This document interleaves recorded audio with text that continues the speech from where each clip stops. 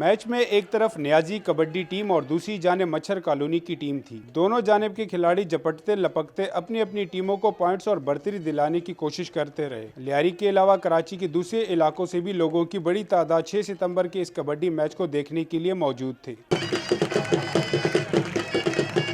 सख्त मुकाबले के बाद मच्छर कॉलोनी की टीम ने कामयाबी हासिल और मेहमानी खुसूसी से विनर ट्रॉफी के साथ साथ नकद इनाम भी वसूल किया। इस मौका पर मेहमान खुसूसी जावेद नागौरी ने अपने ख्यालात का इजहार करते हुए कहा, 6 सितंबर के हवाले से अपनी पाक फौज की बहादुरी को सलाम पेश करता हूँ। लियारी के लोग पुरअमन लोग हैं और बर्दाश्त का मादा है इनमें।